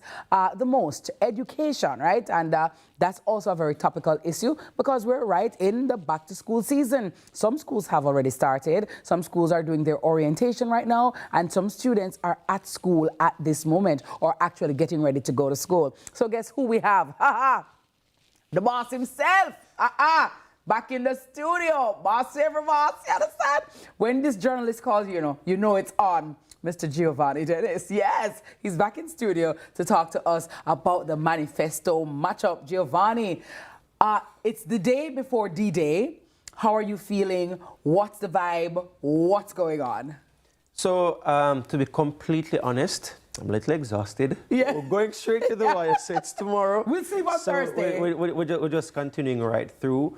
And again, as you mentioned, it's back to school since yesterday. Yes. And we wanted to look at education in terms of the manifesto matchups. Yes, yeah. It's good that both parties have taken the time to focus on education a lot in both their manifestos. In fact, the JLP launched a separate manifesto focusing on education primarily. And even when speaking about each of them, viewers will see me glance on a little bit because I don't want to misquote anything that any of them says, because I just want to ensure that we make reference properly to what they're saying. So from the early childhood level, the JLP is saying that they want to have a daily timetable, the reading instruction for grades 1 to 3, recruitment of reading and numeracy coaches, meaning people for help with math and English from very early, and also the establishment of 28 brain building centers, or brain builder centers. Okay. So yes, this is to help students develop critical thinking skills and stuff like that, and also to help with hands-on stimulating daycare.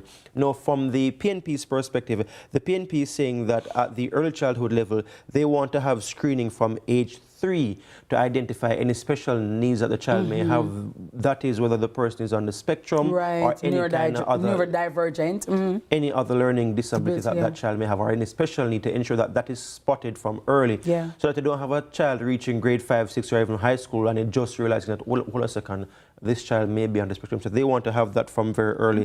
They also want to ensure that in the first 1,000 days, the first 1,000 days initiative, which means that it will focus on brain development, parental guidance, and nutrition. So that's what they're both saying at the early childhood level.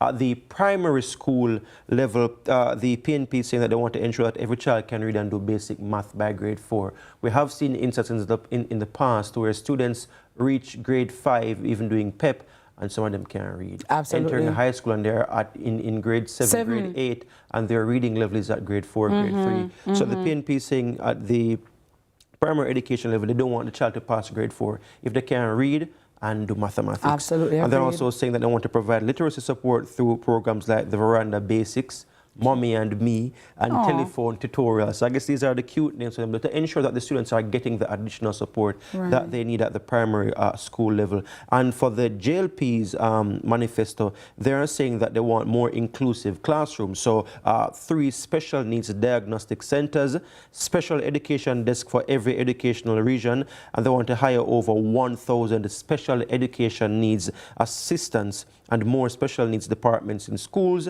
and they want to transform education for boys. So they'll have a special recruitment to get more male teachers and more male mentors, mentorship programs in schools, and also more STEM and TVET programs.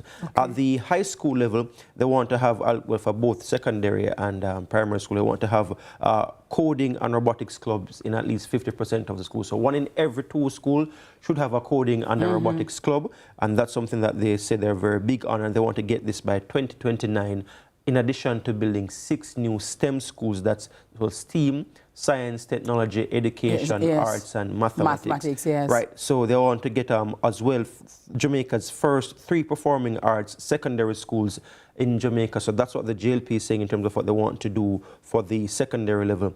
Now, at the for Skill Jamaica, for persons who want to get more special skills, vocational stuff, they're saying that the Heart NSTA Trust will be implementing an enhanced apprenticeship program so that this will allow Heart trainees to get relevant on-the-job training. That's something that happens already, but they want to focus more on this to ensure that the courses that the students are doing are directly geared to jobs available, and they want to put them in apprenticeships in these jobs. So it's like, you come a Heart, you do these courses, you're almost guaranteed a job placement. So I think that's the focus for that one. And also they're saying teachers, they want teachers to be empowered in AI tools, in using AI tools. That's the future. Well, it's right now. Exactly. A documentary last year, a lot of students aren't aware of teachers aren't aware of the AI tools that students have. So students use smart watches in classes, smart glasses in classes, smart rings, even pens to cheat in exams. And even the phones. So a student was telling me how they have the smartwatch on their hands, and they're writing and they're having this up. They take screenshots of sometimes of the test papers. They go to the bathroom, look at the answers, put it on the watch, come back. But many of the teachers are not aware that this is happening. Yeah, man, it's a serious like in Jamaica they're doing this? Oh, yes, man. I spoke to students in Jamaica, multiple students who said that 15 to 16 out of every 20 students doing something like this at their school. Giovanni, I have a smartwatch. The screen, the face is so fine. How are they seeing it? Yeah, man, them zoom in on it, man. They can zoom in for your watch and read it. And you read the time and you read your heart rate and when you exercise. But if they know that some of the teachers aren't aware of it, if it's an easy way for them to get away with it, they're doing it. And they also say they're not necessarily proud of it, because even at the university level, I've spoken to students who say, listen, well, they have an essay due the next morning, they just plug in the instruction into ChatGPT and they get it done. But they lament at the end of the day, by the time they have to sit on the examination, they're brain lazy and they don't feel as in tuned or connected with the material as they normally would, having not used AI. So it's a big issue for not just high school students, but also university students as well. And I've spoken to people at both major universities, UA and UTEC. They're working on AI models and policies to kind of prevent this or to mitigate this. So anything more than 20% level of AI material in an essay, for example, is an automatic failure. They run it through programs like Turnitin. Yeah, because I would Turnitin. There we go. So they're trying to respond to the AI, but at the same time, the pace at which AI is moving globally, more needs to be done. Listen to me. So it's very soon now for exams. They might say, wear bath suit. Because at this point, you can't come in with nothing. Yeah. They're going to check your hair. They're going to check your ear. They're going to just check everywhere. They're going to have the scanners. Everything. And what CXC has done is that they've banned all smart tools in the exam. No form of smart tools they can come in an exam with. And what they're recommending is that all the countries across the region, including Jamaica, do the same as well. Because at the high school level now, some tools aren't necessarily banned in exams, like right across the board. Yes. And so that's something, and I did speak with Dana Morris-Dixon, the education minister at the time when she just became education minister, and she said that they support whatever CXC says on that. At the tertiary level, in the PNP's manifesto, they're saying that they want to a first in the family program, wherein if you're the first person to go to university, get a full scholarship. They are also saying that they want to cap loan payments for borrowers from the student loan. So if you are struggling with your student loan at the moment, they will allow you to come on back if you're defaulting, and you won't face any stiff penalties to kind of pick up back on your payments. And also they want to cap loan payments for students' loan borrowers to a manageable percentage of their income during periods of unemployment, so that they'll suspend the loan payments. So by the time you come back on to make your payments, you're not facing any additional penalties. So it's a lot there to soak in and to digest as well. They also, at the vocational level, they want to ensure that each household has at least one member with a tertiary degree or a level 4 Heart NSTA certification. And you know, up to level 4, it's free right now at Heart as well. So these are some of the plans that they have for that's a PNP for students at the tertiary level. So this is a quick synopsis of what they are both putting forward. For education. For education. And again, if people want to know more, just go and read the manifestos. They also put them up on their social media pages, both political parties, for you to look at. And come tomorrow, whichever party wins, a whole heap of promise they make about education. And education will continue. We're in the back to school first week right now, same way. So go and look at what they are offering and see how you or somebody you know can benefit from it. And so that's the big word I'm saying to Jamaicans right now. Go look at them and say. Lovely, Giovanni. And reading the manifestos, it will also help to inform your choice, right? So whichever party is more in alignment with what you think is best for you, with what you think is best for your children and the future, then, you know, that's why we say read the manifesto, not just read, you know. And some of the proposals are similar as well. I noticed that. They both are promoting arts and performing arts secondary schools. So one is saying 3 of those schools in Jamaica, one is saying 2. The PNP is saying 2, 1 in Kingston, 1 in Montego Bay. The JLP is saying they want to establish 3 of those. So what they are proposing in some instances are very similar. And I mean, there are key differences here and there, but the proposals are similar as well. So tomorrow we're on the road. What can you tell our viewers about how we'll definitely be conducting Election Day coverage? It sounds like you're hinting people at a program, an exciting program that you did yesterday.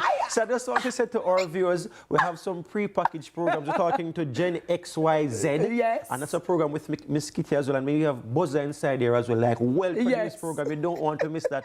So you have people 60s, 70s, 80s, and the young people as well in the early 20s, teens, early 20s, early 30s. So that's an exciting program that we'll have. Jordan Fort, the recorded program as well with millennials. We're looking to do something just tonight as well with the marginal constituencies. So we'll have a slew of recorded programs for viewers as well as live reporting throughout the day. So from sunrise begins at 6 o'clock in the morning, we'll have live reports going straight up to the day, and our main newscast begins at 4 o'clock. Our live show begins at 5 o'clock, so Jamaicans don't want to miss that. And at the top of every hour, on the hour, a live report from at least 2 or 4 reporters that will be spread out across the country. We're in all 14 parishes, and we're looking at some of the key seats and the key constituencies that people want to hear about. And again, the live show program, you don't want to miss that. Don't want to miss it. We're using AI as well to make some predictive models, and people don't want to miss it. We're working with a website, an election watch website here in Jamaica, and their model is so good we had to bring them into our live programming. And that will be something that I think a lot of Jamaicans will be excited about. And so people in the diaspora, fret not. We've got you covered. We're going to be on YouTube as well. So don't worry about anything. We're going to be on TikTok. Look here. Just find us. We are here for you, okay? And just to say to people, as you mentioned, social media, it will be Miss Kitty monitoring that. So your favorite personality will be monitoring everyone on social media. So you don't want to miss that either. So she will be interacting with you and giving us the live updates here in studio. That's a sneak peek of what we're having tomorrow. So come if you want to catch the rest. Your girl is working. I got to tell you, anybody out there having a supplement, any boost up, any, you know what I mean? What kind of forget energy now that is? We need some things, you know what I mean? I'm not calling any names of any products. I don't want to give any free promotion. Some callaloo, some liver, I gotta tell you, but we're very excited and it's going to be right here on CVM, so please stay tuned. Insightful as always. Thank you, Giovanni, and to our wonderful hardworking team. I want to say big ups to the news team, marketing, sales, management, everybody, all hands on deck at this time. So we say thanks to our production team as well. Giovanni, Dennis, right here on CVM. We're gonna take a break, but there's more Sunrise right after this.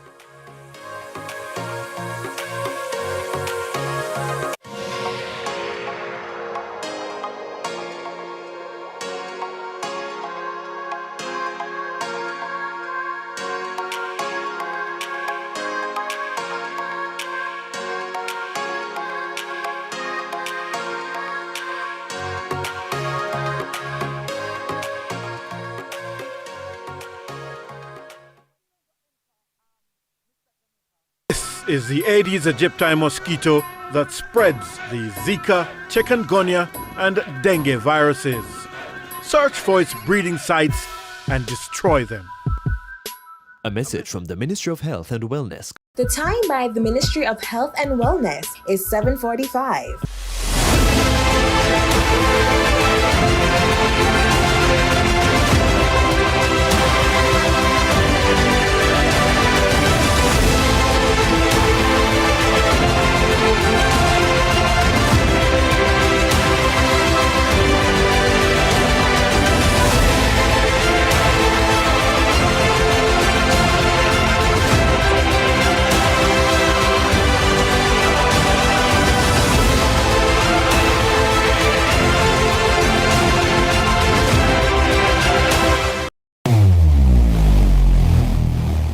Where it all begins. The quest to become great. Inspired by those who went before them, these four boys dream of playing in the ISA schoolboy football competitions. Will you score this for Casey? Will you score? It's a shot, it's a goal! And it's a shot, and it's a goal! And Casey has won the Manning Cup, and they will play Clarendon College in the Olivia Shield.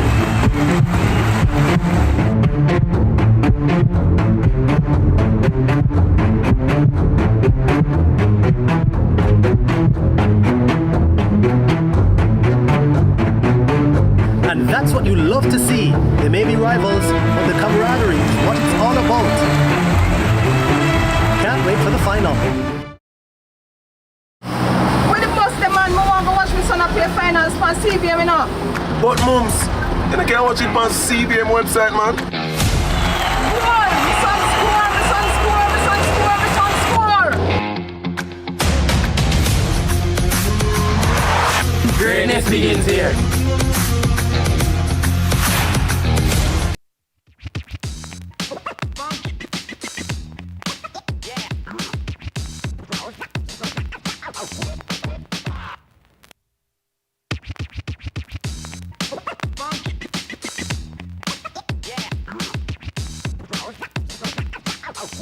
Welcome back, Sunrisers. It's time for some early morning fun with Sunrise Freshers, brought to you by Sunshine Snacks. I'm your host, Jason, and joining me this morning are the 6 awardees from Mr. and Miss Health and Wellness. They are here to test their brains and battle it out in our general knowledge and wellness quiz. Good morning, and welcome to the show. Good morning. Thank you. All right, Mr. and Miss Health and Wellness. All right, so let's do the introductions, please. Your name and the freshest fact about you. Good morning. My name is Shamika Burford. Freshest fact about me, I got most congenial and most poise, and I bleed purple. Next. Good morning. My name is Sharisia Haslam. A freshest fact about me is that I love singing. So yeah, I'm a songstress. All right. And next. Good morning. I am Nikisha Harris, and a fun fact about me is that I love curry, especially curry goat. Curry goat, love that. And let's go to the gentleman. All right, good morning. My name is Tafari Hilton, and a freshest fact about me is I love reading books. All right. Morning, everybody. My name is Kevin Gilbert, and the freshest fact about me is that I'm multi-talented, and I feel that speaks to why I won Best Talent. So, yeah, that's my freshest fact. It's the confidence for me. All right, good morning, everyone. I'm Jerome Morant, and the freshest fact about me is I'm hilarious, I think. That's why everybody laughing. All right, so are we ready for the quiz this morning? Test your buzzers, please. Just test them for me. All right, so let's see how we'll do this morning. Are we ready? Yes. So we have a few questions. The first team to buzz will get the chance to answer. Rhythm of this or rhythm of that? I have a bed, but I never sleep. See? A river. Rhythm of this, yeah. Rhythm of this or rhythm of that? I run, but I can't walk. This is good. Is it water? That is correct.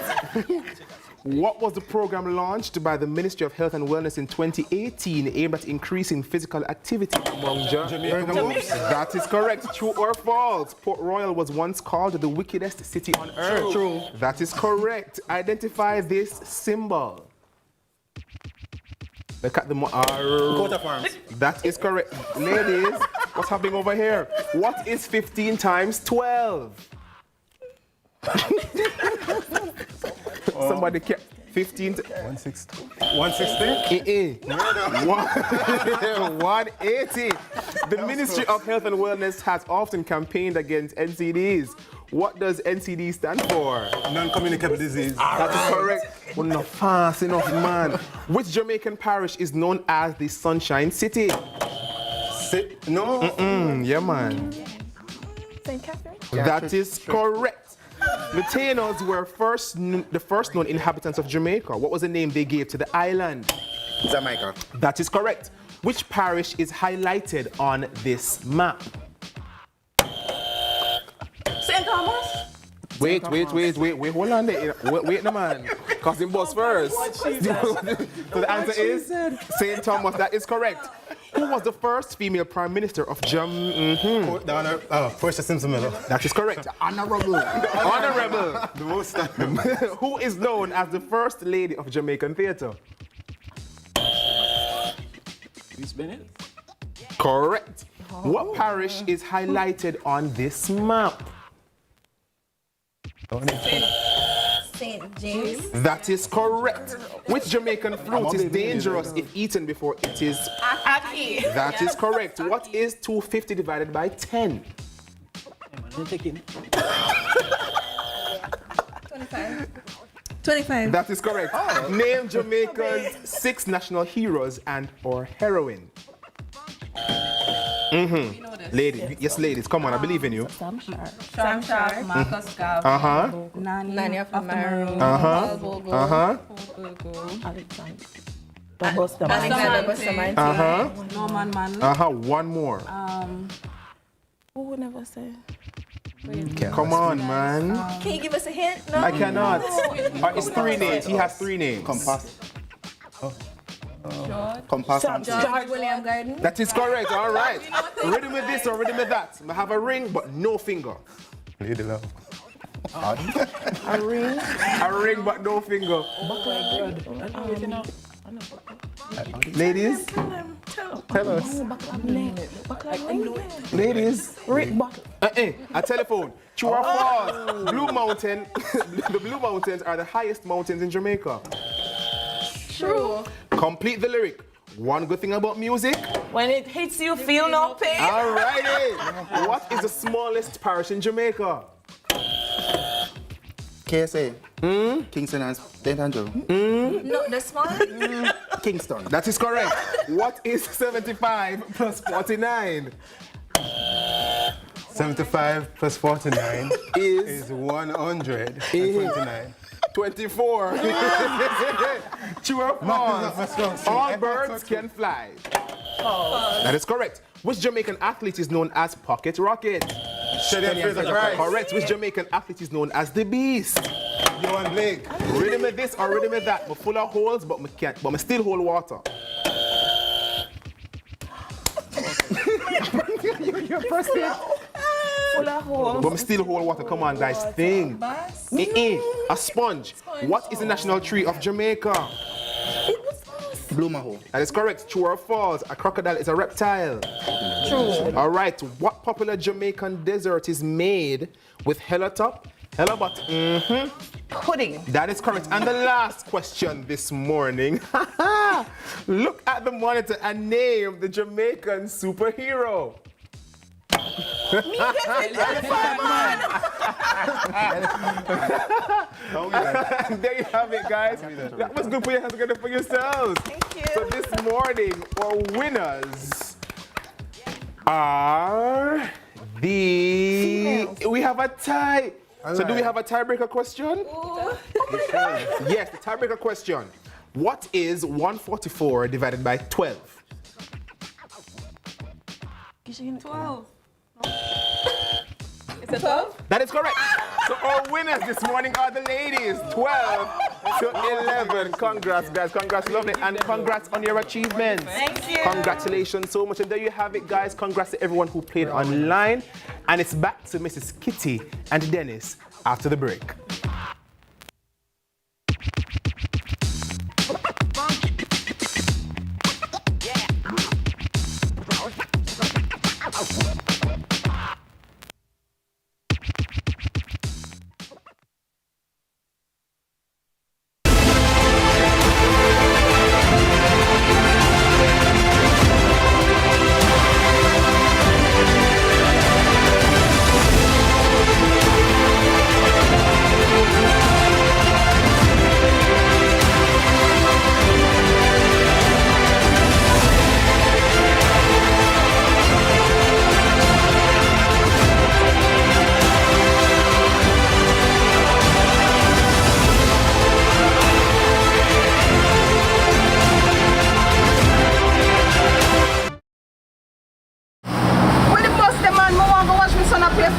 CVM, you know.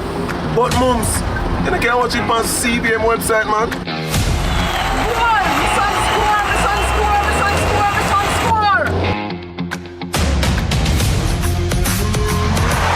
Greatness begins here.